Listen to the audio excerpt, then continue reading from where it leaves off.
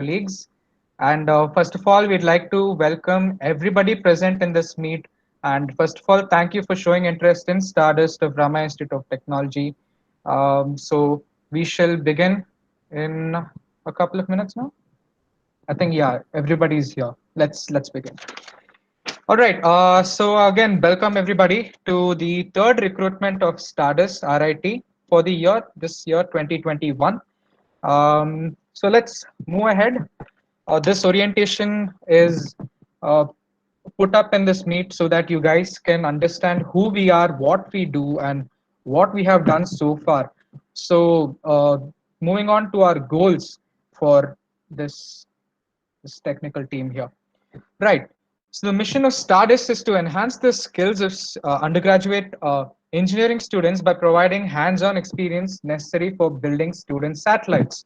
And over the coming years, the vision is to design, fabricate, and launch nano satellites. You see, Stardust is supported by faculty members from two departments here at Rama Institute of Technology. One from the Electronics and Communication Department, Dr. Sujata B. Ma'am, Dr. Immaculate Rosaline Ma'am, and Mr. V. Nutan Prasad sir. We also have technical advisors from the Electronics and Telecommunication Engineering Department, Dr. Shweta Amit Ma'am, Mrs. Akshita S.K. Ma'am. The first question of this evening, guys, is what is a student satellite? So this orientation that we'll be holding, we'll be having Q&A until Q&A at the end. So until then, please make sure you're all muted. For now, we'll be presenting, and finally, when one of the co-members asks you for any questions and queries that you have, we will be happy to resolve them at that time. Anyway, so yeah, back to this question. What is the student satellite? So right now, what might be going in your mind is a satellite made by students, right? So that's the typical answers most of us used to get when we used to ask this question to others. So the simple answer is yes, but the long answer to this is, what do you mean by made by student? So there are different meanings to that. To make a satellite, do you mean to say to design it novelly or to fabricate it in-house? So there are a lot of questions when it comes to answering this question. So in simple terms, you only need to understand that the main idea for building a satellite is actually the payload. So the payload, you could consider it to be the heart of the satellite, the one which gives meaning. You see, we've seen a lot of different satellites that were launched, which come in different shapes and sizes and weight. Let's kind of move back in history, shall we? Back in 1957, the then Soviet Russia actually launched the very first satellite into space in the history of mankind, called the Sputnik. Nowadays, I think you heard the term Sputnik, but it's not a satellite. It's actually a vaccine that is trying to, cure this particular widespread disease that we come to know as COVID. But it did take inspiration from that term Sputnik. Coming to the satellite part, you know what Sputnik actually looks like? It's actually not even a baseball, a beach ball that weighs around 83 kilograms. And the only reason why it was sent to space was for technological demonstration. It survived for about 22 days, and the only thing it did was send back radio signals back to the Earth station. And it sadly crashed back into Earth uh, the following year itself. So this is what the first satellite was. Satellites then got bigger, and at a point of time, they got so big that you can fit not one human being but multiple humans. So the biggest satellite that is currently orbiting the Earth is your International Space Station. So yeah, that's we've come a really long way. But now coming back to the question, what is a student satellite? Do you think we can build it as big as the ISS? No. Well, do you think it should be as simple as just getting a radio signal back to Earth, back like how we did for the Sputnik? No. So, student satellite, particularly when I mentioned in the vision when we want to design nano satellites, They are basically termed based on their size and weight.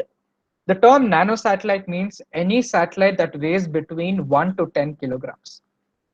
And a corresponding size that almost matches this weight requirement is called as cube satellites.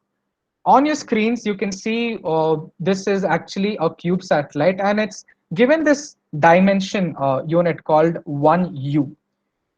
Right here with me, I have a, you could say a Rubik's cube, but it's actually called as a mirror cube. This is almost 1U, you could say. That dimension is about 10 by 10 by 11.35 centimeters in length, breadth, and height.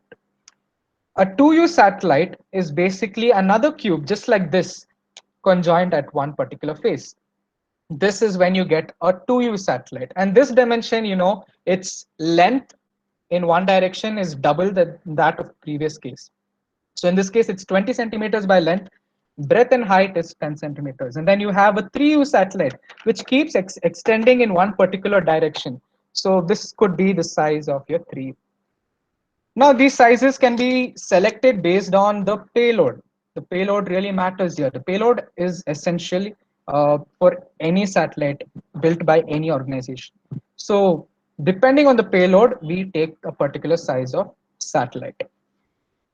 So, let's come down to ISRO. ISRO is one of the most well known organizations here in India, and I'm pretty sure most of you know what ISRO does.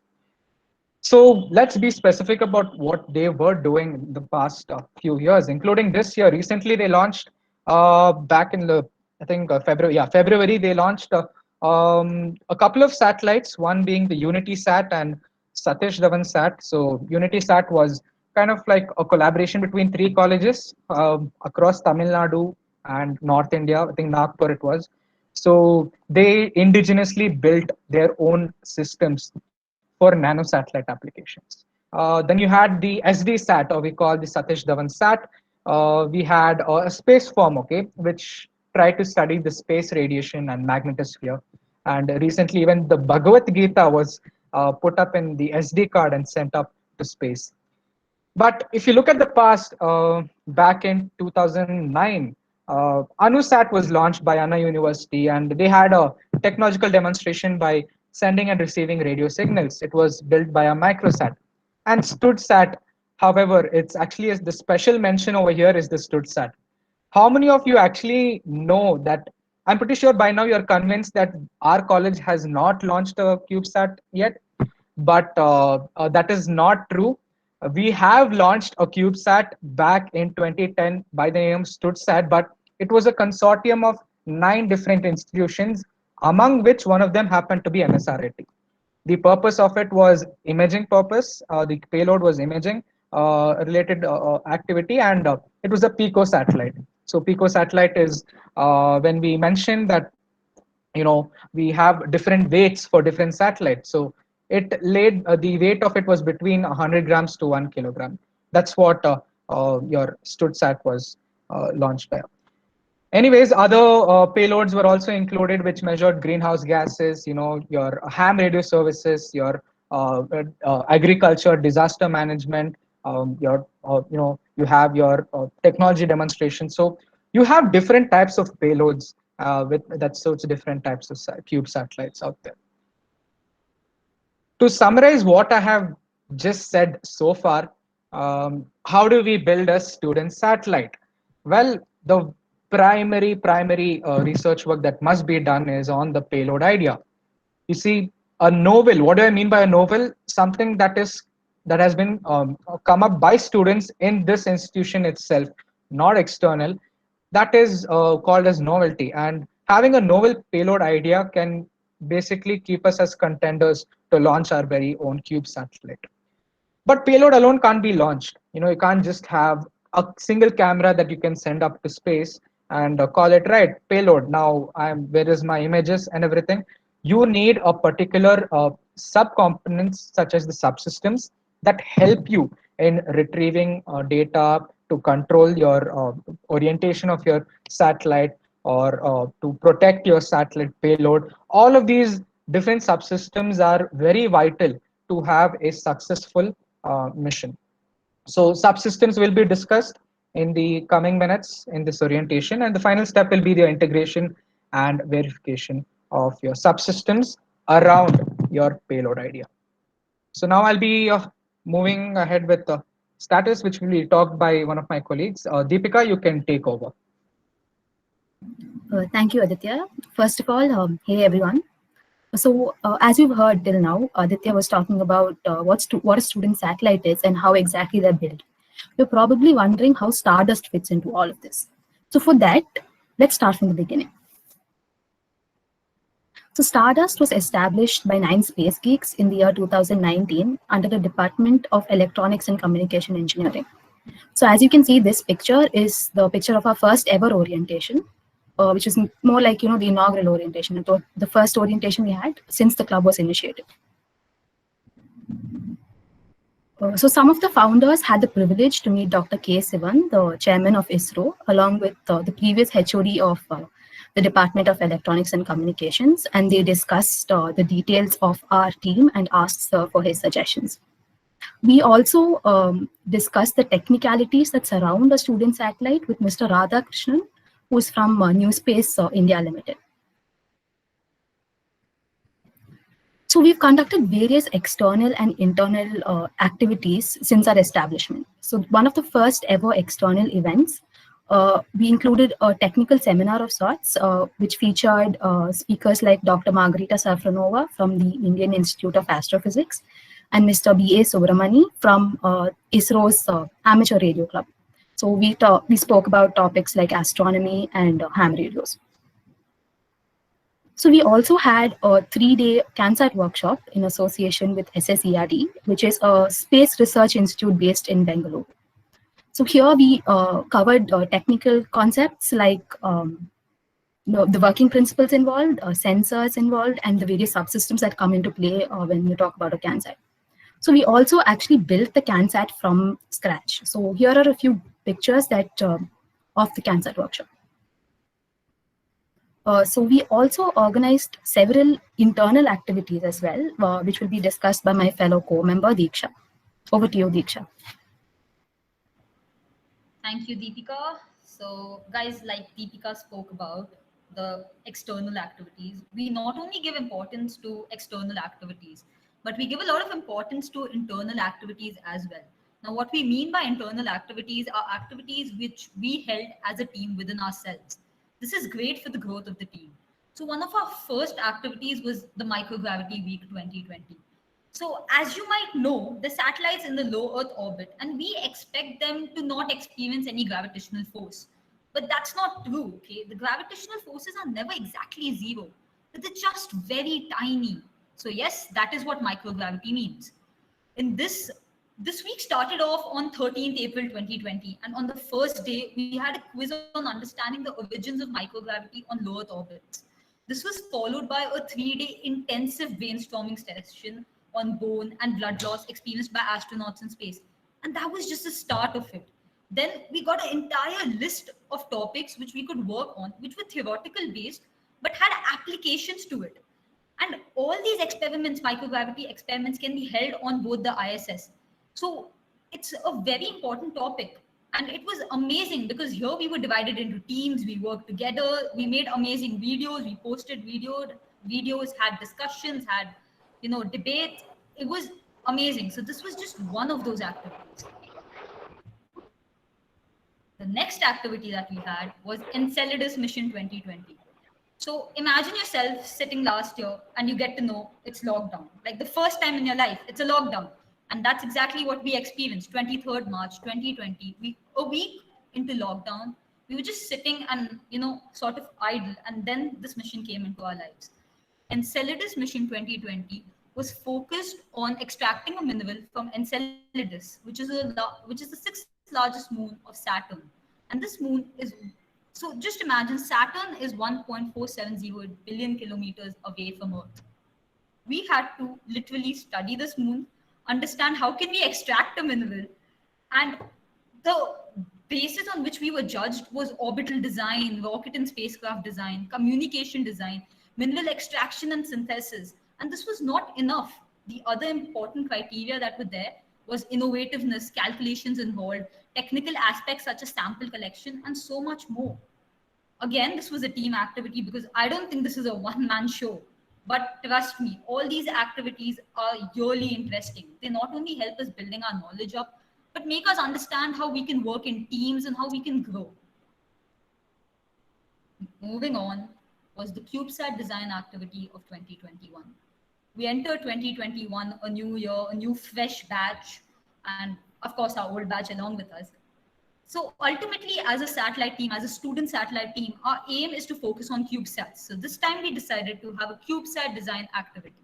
The CubeSat design activity was, we divided the team into 7 teams, and each one of them had an objective, and they had to construct a CubeSat to fulfill that specific objective.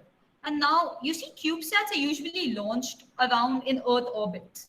To make this activity super interesting, we not only explored Earth, but various planets and moons. Like some of the statements that we gave the students were phosphine detection on Venus, the magnetic field plotting of Uranus, and much more. This built the concept of subsystems really well into everyone because they started realizing how each subsystem is integral to a CubeSat. How can something so tiny end up doing a calculation which is so huge and important for research? Yeah, so these were some of our internal activities. And I'm pretty sure we'll have much more, many more to come along. Yeah, now I'll be handing you over to my colleague Archit.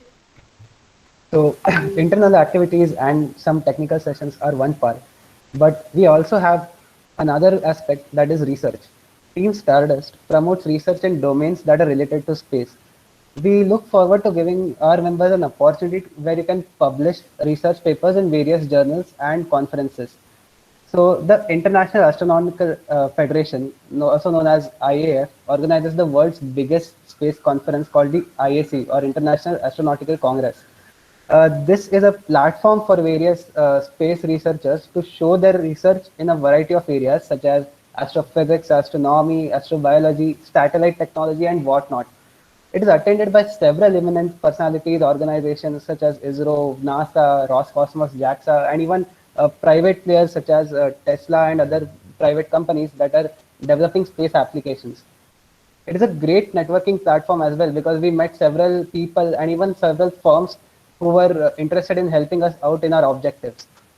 We gave a shot at this event in 2020, and out of 33 abstracts that were submitted, 9 were selected and presented in the final event. 2 of these papers were also published in the Journal of Advances in Astronautics and Astronautic Sciences and Technology. This year, our success has been twofold. I'm sure you would have noticed on our Insta page that 18 of our abstracts were selected for presenting in IAC 2021. And hoping that the pandemic will subside by then, the authors will be presenting their research at the conference in Dubai. So this has become a very big hallmark event in our team, where every year when IAC releases their dates and applications for abstracts, we sit together, have discussions, and come up with really good ideas, write abstracts, take help from mentors, and submit them. Now, moving on, I would like to hand over to Vidhi, who will describe the technical and non-technical teams of Stardust. Stardust is divided into 6 subsystems. Now you may think, what is a subsystem in a satellite? A subsystem is a module that is stacked upon each other to make the entire satellite. Now, a satellite cannot function without any of these subsystems. Attitude determination and control system, electrical power system, onboard data handling subsystem, ground control and communication, structures and thermal, and payload. Starting with the payload subsystem.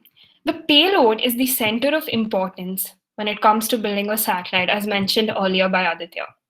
Payload refers to the actual function of the satellite in space, or the purpose of the satellite. Now, most student satellite teams have a dedicated payload subsystem that works on deciding the instrumentation required to achieve this aim. Attitude determination and control subsystem. I read it again. It's attitude and not altitude. It's not to be confused with uncooperative behavior, but it's the orientation of satellite. Now, the attitude determination and control subsystem is very essential for stabilizing the satellite. so that it ensures that the satellite is pointing in the direction it is supposed to for achieving its objective. The electrical power subsystem. Now, we all know there's no power sockets in space, right? So we need the electrical power system to supply power to various subsystems depending on its requirements. So EPS subsystem is responsible for efficient and reliable power generation. So it deals with power storage and distribution to various subsystems in the satellite. The onboard data handling subsystem. Now, every student satellite mission requires an onboard computer that assesses and monitors the health of the satellite. It is crucial for any satellite mission. Now, the communication subsystem, also, next slide, please. Also called the ground control and communication subsystem.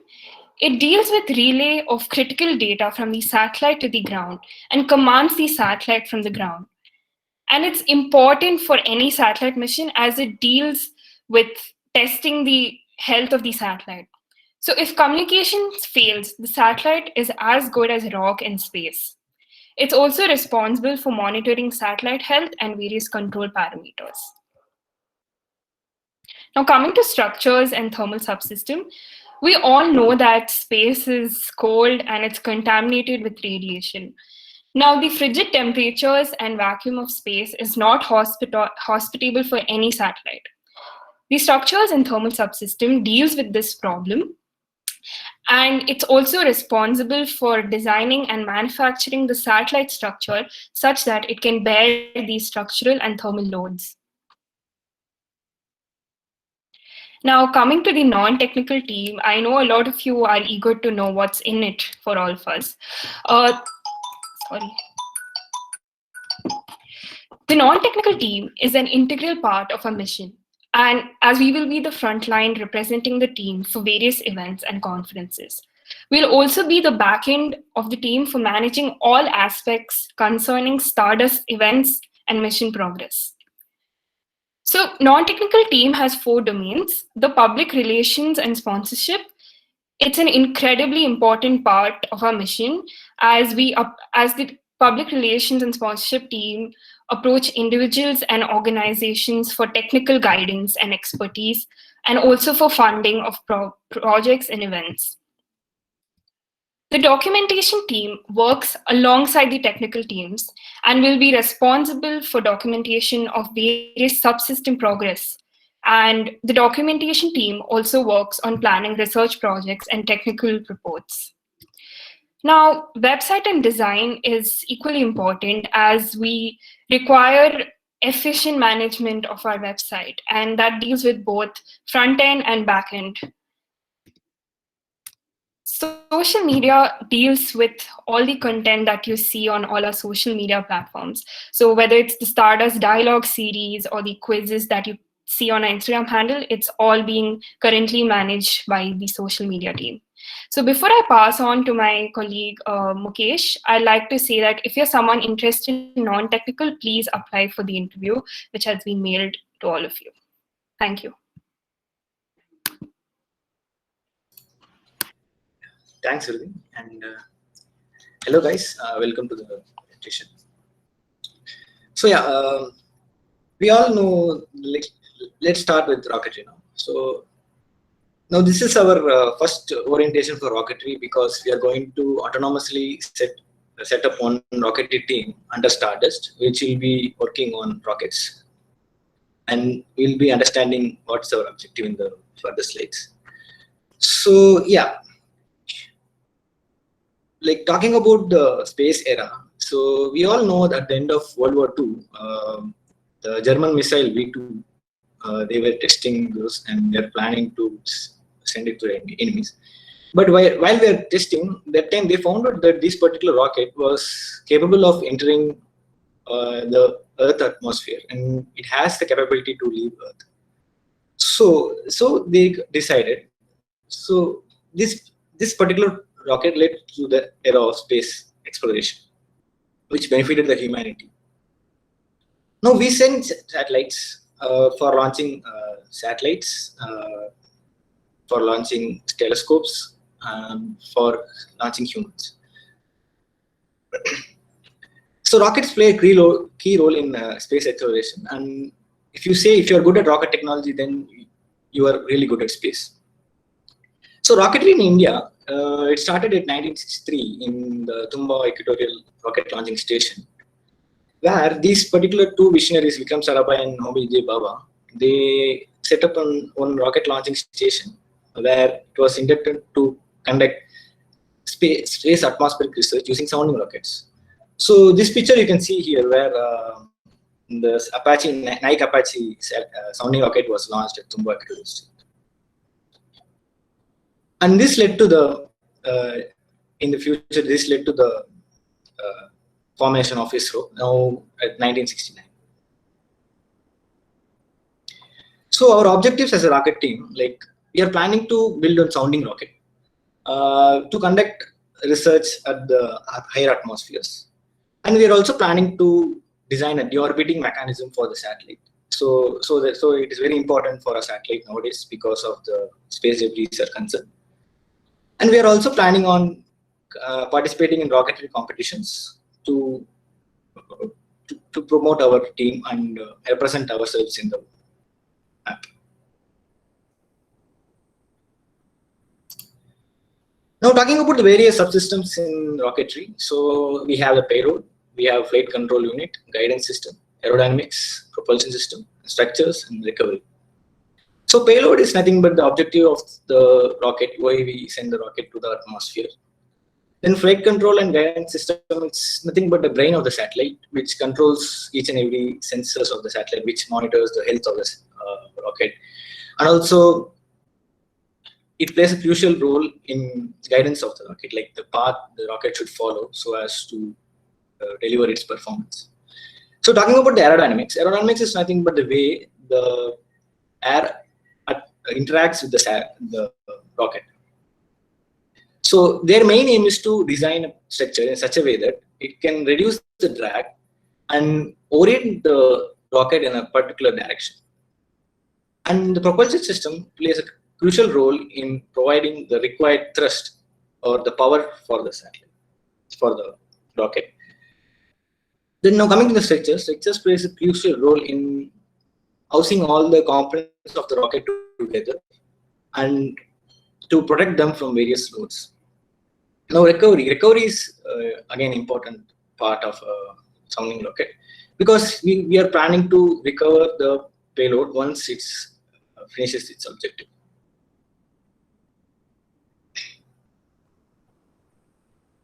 Now talking about the opportunities of being a part of Stardust. So being a part of Stardust, we have a hands-on experience in promoting application-based engineering applications that we learn in our college. So you guys get a chance where you can apply the things where you learn from your college, and you can also get the clarification why we do those things, why we learn these things. So you guys get the experience. And also, like, we get exposure to various simulation softwares such as LTSpice, MATLAB, Simulink, Fusion 360, ANSYS, and all. These are the softwares that are used in industrial levels for the real-world applications. So you will get the exposure to these softwares. Like, these softwares are really necessary for designing anything. And also, we get a chance to interact and train by professionals from prestigious organizations like ISRO. Like, they'll be guiding us and they'll be helping us in our endeavors. Now, talking about like our team, we are a passionate group of people. We are working really tirelessly to achieve our goal. So it will be really nice if you guys are part of our team, and it will be helpful for us if you participate in our endeavors. Thank you. Over to Ananya for recruitment. Yes. So, well, I'm Ananya. I'm one of the student coordinators of Stardust. So, as my fellow core members have explained to all of you the origins of Stardust, the activities, the events, and all the fun that you'll be having by being a part of the only satellite team of RIT, I hope your interests are piqued because genuinely this will be one hell of an experience. So I'm going to talk about the recruitment process for this academic year. So please pay attention because it's required for you all. Now, to put it in a simple way, the entire process will be divided into 3 phases, as you can see on your screens. The phase 1 will be a written test. So this written test will be conducted on 9th May, which is this Sunday. So we'll conduct it using a Google Classroom. So the paper will be sent to you all on the Google Classroom, and you people have to write down the answers, scan it, and upload it within the specified time limit. So the entire test will be for a duration of around 2.5 hours. So this test will mainly gauge your understanding in basic physics, basic mathematics, as well as the current happenings in space science and technology. So this is your syllabus, if I have to say. For the written test, we'll only be gauging your basics in physics, maths, and space science and technology, the current affairs. So the questions are designed to test your understanding in these concepts that you have learned up until now. And one more thing we want to gauge is how well your people are making use of the resources at your disposal. So what I mean by resources at your disposal is obviously if it's an unproctored exam, we all know if we don't get an answer, what we do, we open the internet, open Google and check the answer. So because we are also students at the end of the day, so we know you all will do that. So actually we're encouraging you all. So once you see the questions, feel free to use all the help you all can find. So we are trying to try to focus more on the quality of the answers and not the quantity, because once you see the question paper, there might be a lot of questions. So don't be in a hurry and just don't write half answers for all of them. It won't help. You people can go very deep into an answer if you like the question, because the questions, some of them are hypothetical, some are scenario based. So it's totally up to you all how well you people can explain a particular answer, because that's what we're looking for. So the questions obviously do not have any marks associated with them. So again, you people can go completely, into answering a particular question. This phase 1, which is a written test, is only for the technical team, not for the non-technical aspirants. So once this particular meeting, once we move on to the next slides, on the chat box, I will be sharing the interview form link. So in the interview form, you will be asked to choose between technical and non-technical. If you opt for technical, we are giving you all 3 options. You can join the satellite team, the rocketry team, or both. So depending on which option you people choose, you will receive a corresponding email which will have the Google Classroom link for the option you chose. Like if you chose satellite, you will get an email having the Google Classroom link for satellite team. So this test, as I told, will happen on 9th May, which is this Sunday. The satellite test will happen from 10 a.m. to 12:30 p.m. in the morning for 2.5 hours, along with 10 minutes additional time for scanning and uploading. The rocketry test will happen from 3 p.m. to 5:30 p.m. along with 10 minutes additional time for scanning and uploading. So you people can either opt for only satellite, only rocketry, or both. The choice is up to you all. So thus, just summarizing whatever I've explained till now, you will receive the interview form on the chat box, fill it up. This form will open it'll open now, and it will close tomorrow at 8 p.m. So ensure you people fill it in by then. And you will receive an email having the Google Classroom link. In case you people have not received the email, please feel free to contact us at stardustrit@gmail.com. The email ID will also be put on the chat box along with your name, your USN, and your email ID. So we can send you the Google Classroom link if in case there was a glitch in the code, the script that is sending the emails to you all. So that covers up phase 1. One more thing is in the email that you people will receive having the Google Classroom links, you will also have a WhatsApp group link. Please join this group because the further information will be intimated via this WhatsApp group itself. So that finishes phase 1. So phase 2 is the panel interview. So this panel interview is for both technical and non-technical teams. So the technical teams, your panel interview will happen from 11th to 13th of May. The dates, the slots for the interview, everything will be intimated on the WhatsApp group. So please ensure you join the WhatsApp group, that the link for which will be sent in the same email with which we will send your Google Classroom links. So join that group, please. The same holds true for the non-technical also. So for the ones in this interview form, the ones who opted for non-technical, same thing, you will receive an email in which you have to choose, you have to join the WhatsApp group link, which will be sent. So basically, all the information you people need will be in the emails you'll receive. So please ensure you'll check your emails and even check the spam folder, because sometimes it can go there also. So after finishing up the, for the non-technical team, your interview dates will be from 13th to 15th May. The slots and everything will be intimated on the WhatsApp group, so do not worry much about that. So after we finish phase 1 and phase 2, we will shortlist some of the candidates, and they are the ones who will move on to this phase 3. So this phase 3 is basically going to be a incubation period. So it's a 3-week long incubation period where you will be given the experience of working in all the subsystems, and then depending upon your performance, you will finally, we will gauge if you make the cut, then you can become a part of Stardust. So at every round, there will be a selection. So in the written test, if you do not write the written test or anything, then please ensure you people, especially technical team, all of the stages are important. Like you cannot skip the written test and skip the interview and still just appear. No, you have to come for all of the stages. However, for non-technical team, you do not have a written test, so that's all right. So this covers up how the recruitment will happen. So the written test will be on 9th May. The interviews for technical will be on 11th to 13th May. For non-technical, 13th to 15th May. And post this, the information will be provided on the WhatsApp group that you will be joined after the email is sent to you all. So yeah, so as well, check your emails regularly and fill up the form in the chat box. We will send it over to you all. And yeah, please check Instagram. You will have you must have been seeing the Stardust Dialogue series, the Instagram quiz, and we are even planning some more nice events to put up on Instagram. So please follow the page, and yeah, it'll be fun. So any queries, please feel free to ask them.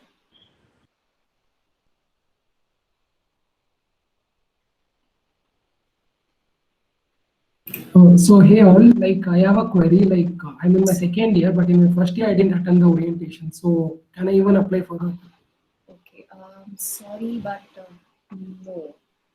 Yeah, unfortunately, this time it's only for first years. Yes. If you're in second year, you can apply next year now when we hold a recruitment for everyone in general. This time, since first year joined the college late, we are having a special recruitment only for them. Okay. Yeah, so cool. please wait. Yeah, Dinesh, please wait for the next recruitment drive and you can definitely try that. We'll be looking forward for you in the next recruitment drive. Thank you. Yeah, bro, sure. Looking forward for it.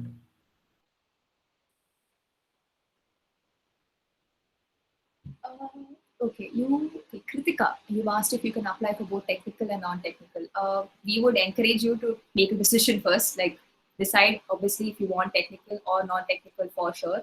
If you still feel you have some non-technical skills which you can contribute to the team, we would urge you to fill up in the form, fill up for technical, come for the technical interview, and then you can let us know what your non-technical skills are, and we will send you for the interview accordingly. So in the form, if you are in a dilemma, please first obviously try to resolve the dilemma. So if your dilemma still persists, choose technical. There is another question by Tejas who asked how much time should we spend for these activities? Do we have to miss a lot of classes? See, Tejas, I would like to tell you my story, all right? When I came into this, so I was when I was in first year, there was no Stardust. I joined when I was in second year. That's when they started. And so like I was in this dilemma whether what I would learn in Stardust would help in my academics. And that was actually the primary reason why I joined Stardust.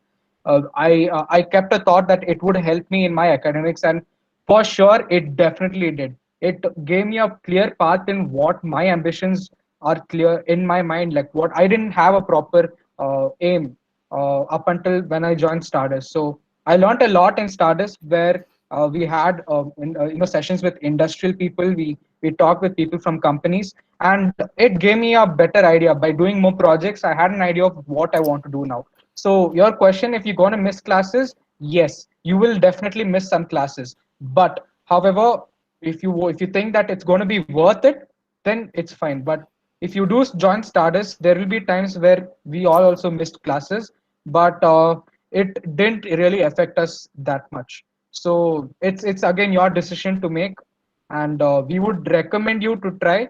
But if you're still in that dilemma, right, I'll miss classes, then there is nothing that we can do from our side. But yeah. I would also like to put in something. So about missing classes, it's actually this is what college is all about. It's about time management. I mean, there are multiple clubs you can join, teams you can join. Prefer calling ourselves a team. So it's all about time management. Honestly, if you can cope up with it, you can do wonders. So you don't have to always miss classes, because we're not going to pressurize you and make you like work every day and be like you have to miss classes every day. But yes, occasionally there will be instances when you will have to miss classes. So it's up to you if you will be willing to, manage your time and put in effort in both fronts. But it's fun. I'm not lying. I also missed a couple of classes, and I think it's worth it in the end, because the knowledge you gain is something which you will not gain just from attending classes of college. It's an experience on its own. Okay, Arfia Sarfaraz is asking for non-technical what we need to do. So first of all, you need to apply for the interview.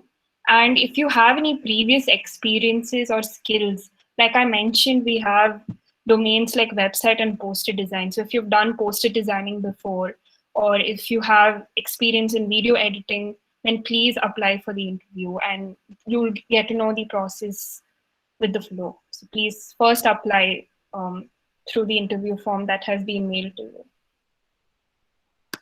So Dhruti has a question. How many people are you letting in?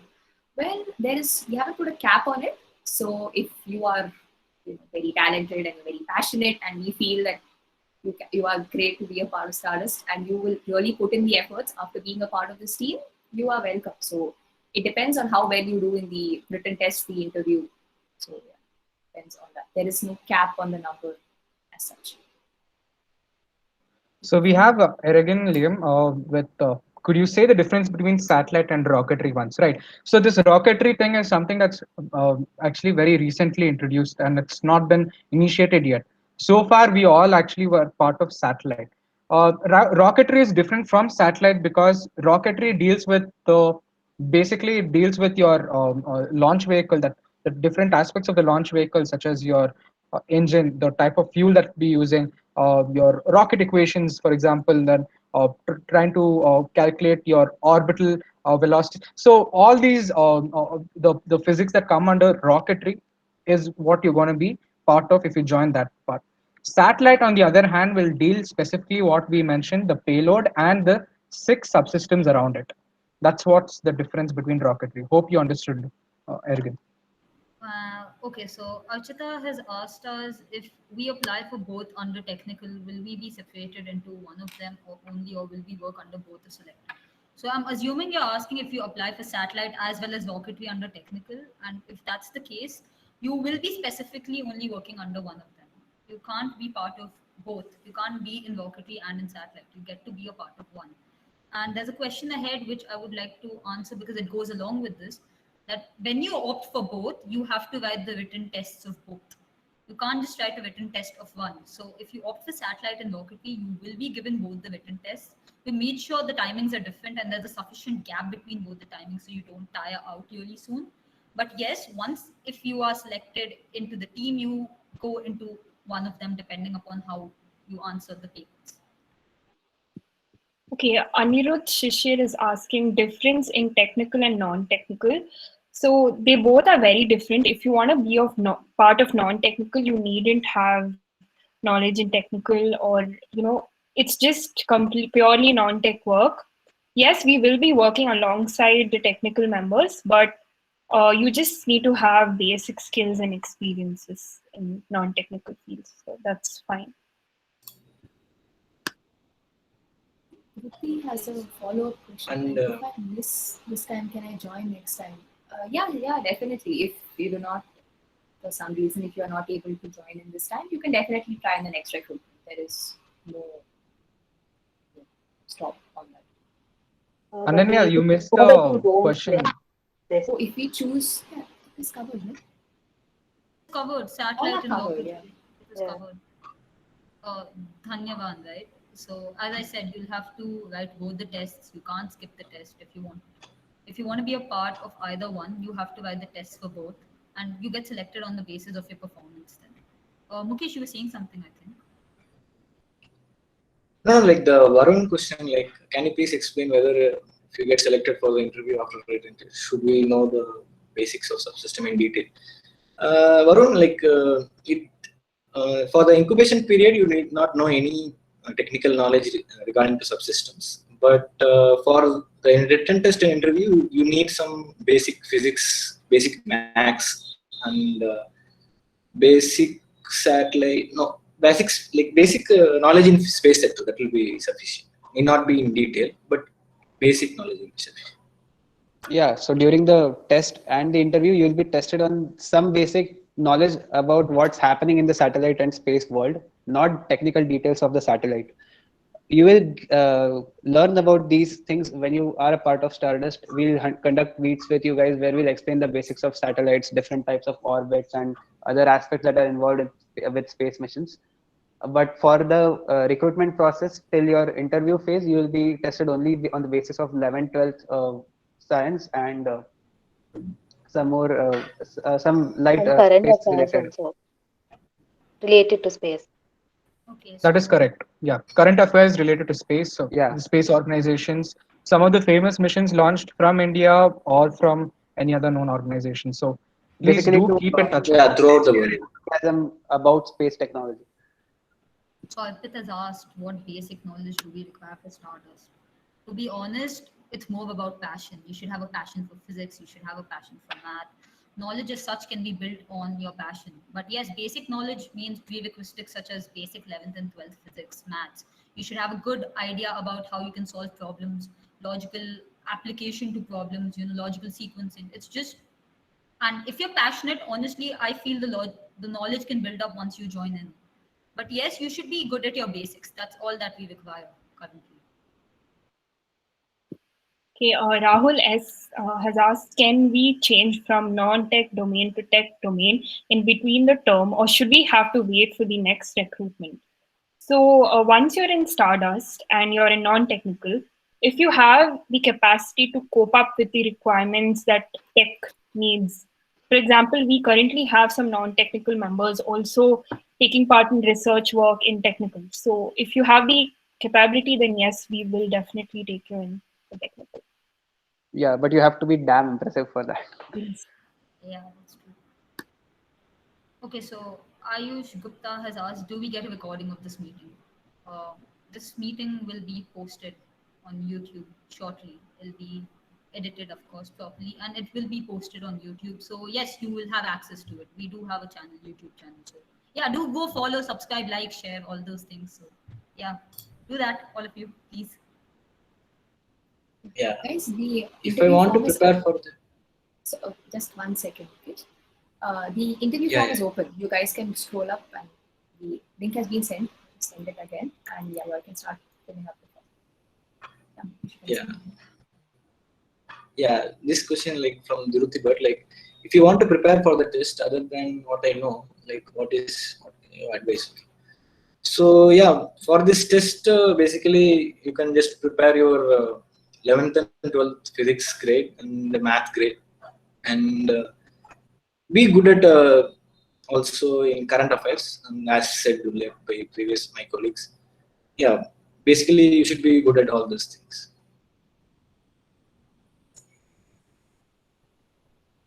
In technical, what kind of knowledge is required? So if with respect to interviews, you do not need to know anything much about satellites, as I said earlier. It's only your 11th, 12th maths, physics, and that too not much in detail. You will be tested more on physics that is involved directly with satellites, such as something related to gravitation probably, or something related like that.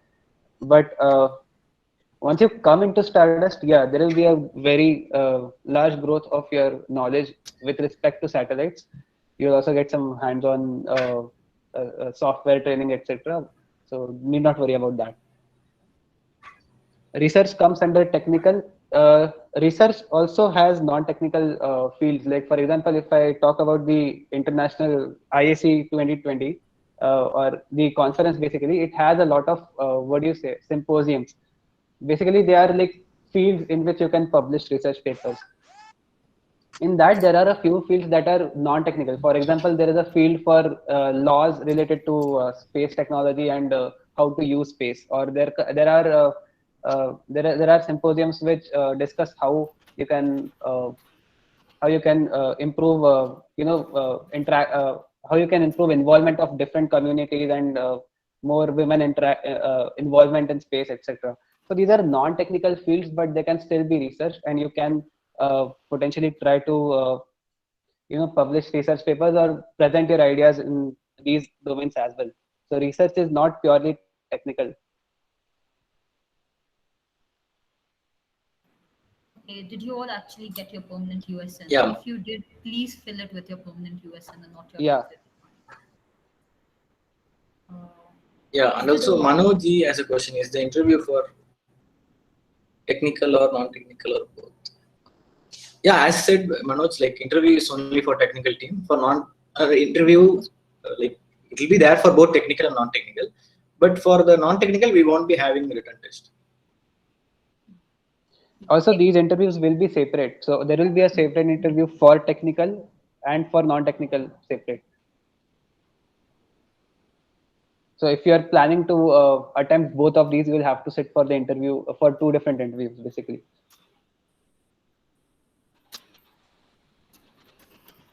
Okay, so do we have any more questions from you guys?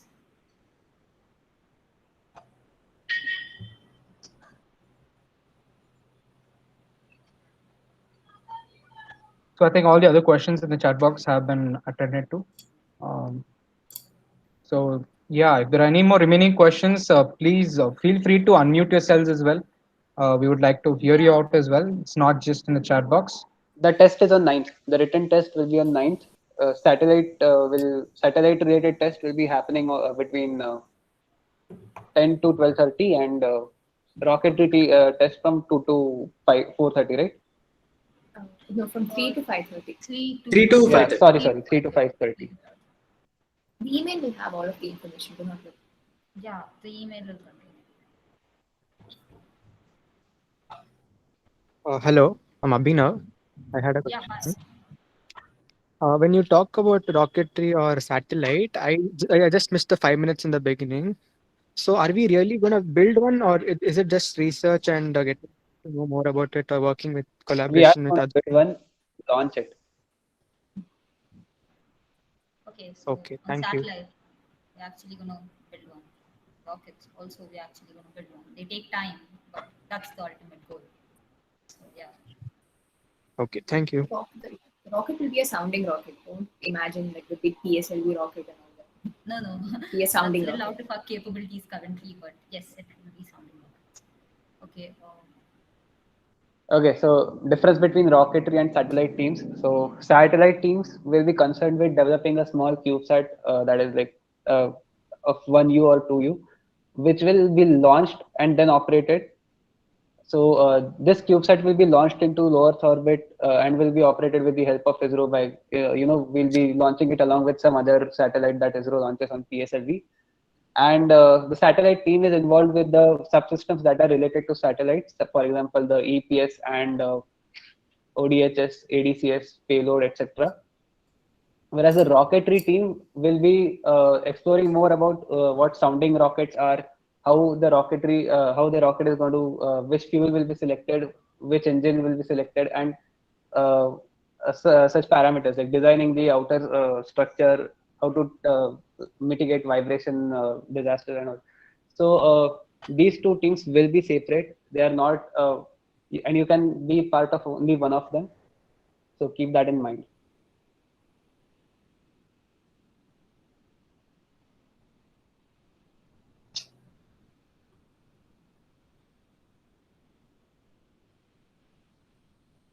Okay, so Okay. anyone?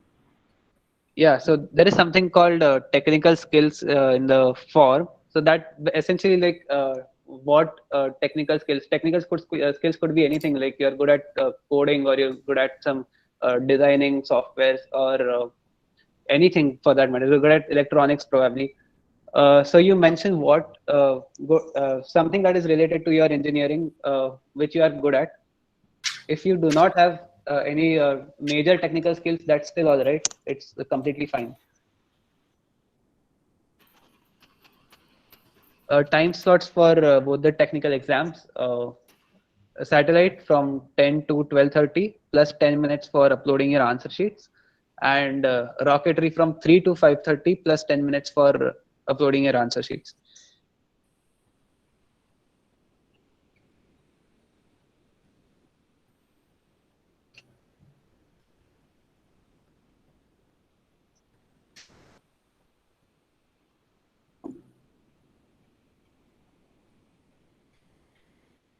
Apart from this, we also received some questions in the forms that you guys filled, and I'll just go through them once and answer.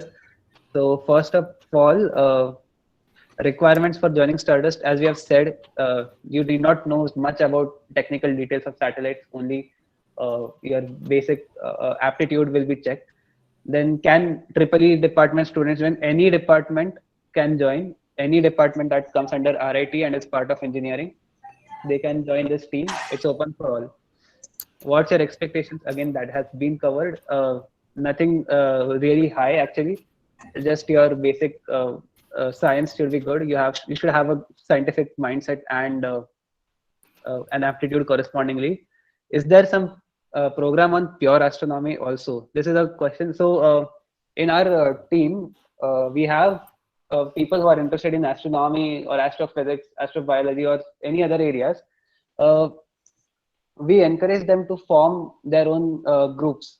For example, like if you want to, let's say, start a community of astrophysics enthusiasts, so you can form a group and you can invite members of Stardust for discussions on that group. And if you want to have some small event, then we can also we can also associate with Stardust and conduct them. For example, if you had a very great session and you want to share the results of that session with everyone else in the Stardust, yeah, that's definitely fine. However, if you're inducted in Stardust, you won't be a part of, you cannot say that I'm part of this astronomy group, and so I wouldn't be working on the technical or the non-technical team, whatever you are part of. These groups are like side hobbies within Stardust that you can pursue, and we do support such initiatives, but you have to get work done. Yeah. So like Archit had mentioned, Stardust basically provides a platform for you to share ideas and to share knowledge. This is a knowledge transfer platform. And I think there is any more questions, please unmute yourselves and you can speak out as well.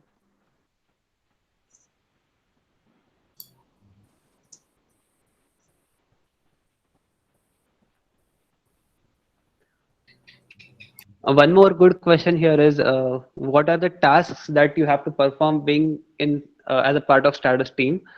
So the most once you're in Stardust and once you're done with the incubation period, you will be inducted in one of the subsystems. So the first task that you would imagine on your list would be to understand it, and that comes through having joint discussions, reading literature based on that subsystem, etc. Apart from that, sometimes you would be called upon to help out in some event. For example, when we had recruitments, some of the technical members did help out with the in some of the aspects. So those kind of tasks are also there. And then when we have these activities, subsystems intermingle with each other, and we had the CubeSat activity, for example, where people from different subsystems came together to design to come up with the high level design of a CubeSat. So yeah, there are a variety of tasks that you will be doing as a part of Stardust. Apart from this, there are also external events, as we mentioned, like we had talks from these two personalities, and then even this semester we'll be having some events related to hands-on antenna and their relevance in space. So how antennas are useful and how they are really important, not for just the communication subsystem, but even other subsystems that are involved in the satellite. So yeah, active participation is the most crucial thing when you come into Stardust. You have to actively participate in things that are going on. So yeah. Yeah, and adding on to that, there are a lot of people who are passionate about a lot of things, interdisciplinary topics, and like astrophysics, astrobiology. You can also pitch into the team. You know, it's not only that we'll give you work based on research or activities, and you can also start active discussions once you're in. You know, if you want to discuss anything related to space or any concept that you have, you just have to put in a message, and we have an entire community of people who will be, you know, willing to think about different concepts around it. So like Aditya and Archit stated, it is a knowledge transfer platform. So just don't think that you will be giving to the team in the form of work which we will be assigning to you, but think about it that you will be giving knowledge back to the team with your ideas, your concepts, and you know, your related research work. Yeah, well said. Okay, guys, don't, yeah. What are your Has the feelings? club, there is also one more question, has the club been tied up with ISRO and do we organize workshops? So we had a talk from one of the, I think Deepika mentioned it, a talk given by B.A. Subramani sir, who is a part of the UR Satellite Center from ISRO. So he actually gave us a talk on the ham radio, and he also demonstrated this Orbitron platform. But coming up also, we will be having some interactive sessions where ISRO speakers will come and they will guide us in the technical aspects of building the satellite or even the rocketry part. Okay, so one question asked is, what are your fields of interest in engineering? What do you need to write down in the Google form when this is asked? When we Well, ask you so fields, yeah, Archit, go ahead. yeah, if this question was asked to me, since I'm from CSE background, I would answer probably something like machine learning, deep learning, programming, and what else? You could. That's basically like your interest, and it need not be just space related. By the way, you can have various interests, and they can be connected to space technology. So mention all that you are really enthusiastic about. You could be enthusiastic about anything related to engineering, and even connected with space. Yeah, it is more or less, why did you choose a certain engineering? And I don't mean you writing, I didn't have any choice, so I had to choose this engineering. No, be more practical about it. Like, so, like we said, we take people from all backgrounds. So I myself am a mechanical engineer. I chose mechanical engineer because I'm more into physics side of engineering, right? And mechanical has a lot of pure elements of physics involved. Is it necessary to fill that? Preferably, I mean, you can fill whatever you think your engineering is giving back to you. Even if right now you're a little unsure, I mean, you're in second year, so by now you might have a rough idea what maybe your engineering can give you. And also, like, don't really think that it is oriented to this particular branch or something. Okay, it's completely Yeah. interdisciplinary. Building a satellite requires knowledge from each and every domain, you know, as a part of science, you can say.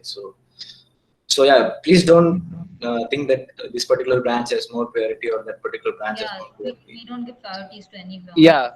Yeah. Apart from that, it is interdisciplinary in the sense that if even if you have a background or your branch background is different from the subsystem, you can be inducted into it. For example, if Yeah, you definitely. have a computer science background, you can still be inducted into the structure, which requires more of mechanical, because you have interest and the willingness to do it. So the branch is really very immaterial in terms of like selection and subsequent activities. Okay. What if I want to apply in technical and non-tech both? No, Will you no. do it? Yeah, someone answered this. I think we've answered this above, right? You can't do this actually. You can't apply to both technical and non-tech. First, you analyze what you think you're fit for and what you would prefer on the long run. And yes, if you're still not being able to decide, preferably apply for technical, give the exams. If you get in, you can shift to non-technical if you still think that non-technical suits you more after that entire long procedure. Because it's, we feel that it'll be easier for someone to shift from technical to non-technical in the sense of, you know, technical aspect of work. So that is the only reason. Otherwise, both have equal and important priorities and roles in the team. So just think about it, which suits you more as a person. Are you more into research based? Are you more into PR handling and, you know, documentation and things like that? So think about it as a person, what you would. Yeah. Also, if you're still confused, fill the technical form, because the technical interviews will be happening first. During the technical interviews, we'll ask you whether you can tell us that you are also interested in the non-technical, and we'll accordingly arrange a interview during the non-technical interviews for you also. So need not worry so much about it. If you are still confused while filling the form, you can fill the technical one. So we'll be ending the meet soon. If you guys have any more questions, please inform us as of now. Okay, no. Like Shailendra has asked us, when do we make the choice of either being in rocketry or satellite after the incubation period? See, it depends how initially the decision of letting you be in either rocketry or satellite will depend on how well you performed in the interviews and the written examinations.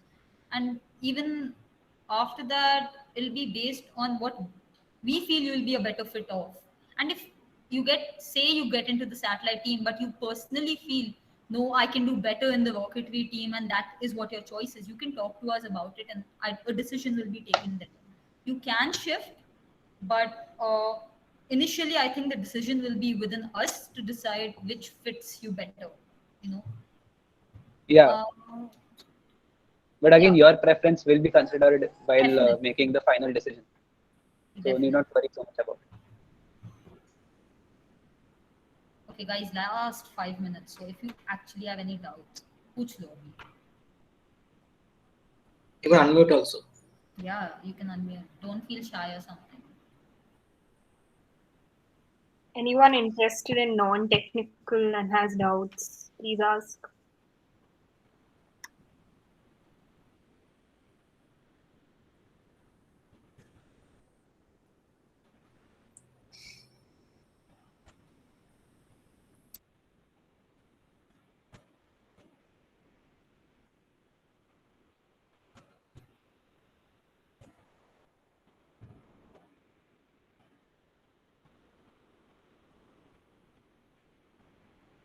So guys, I think every question is answered there. Based on the silence that we just got, I feel like all of the questions were clear and we have answered all of them. And as of now, they don't have any doubts, but if they still do, they're more than welcome to contact us through the mail that has been provided in the chat box. Please contact us either from there or from the Instagram handle, and we'll ensure that we reply from any of the platforms. Also, you can express your views on this orientation, any feedback, please Yeah, put it in the chat Yeah. box. It helps us a lot. yeah, actually, that would be great, you know. If you guys didn't think like we could have handled this orientation in any other way, we are open for suggestions as well. And we are also open for any comments on what you learned from today. Thank you, Dhruti and Manish. Thank you, Shailendra.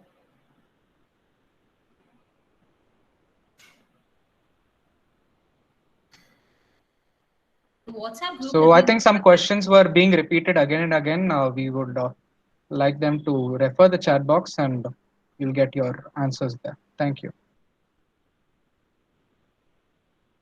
Thank you, guys. I mean, it means a lot if you really like the orientation. So, It's our pleasure. Yeah. yeah. Thank you very much, guys. I hope you guys learned something about this Stardust, this team. We would like to see all of you try for this particular test that are upcoming, and hopefully we'll see a lot of you in this team within the next few weeks. Yeah, please do try. You know, it'll be fun. Yeah, most of us joined in first year itself. It's worth it, guys. Please try. Honestly, I've been here since first year. Personal experience. It'll be worth it. Just do try. It'll be worth it, actually.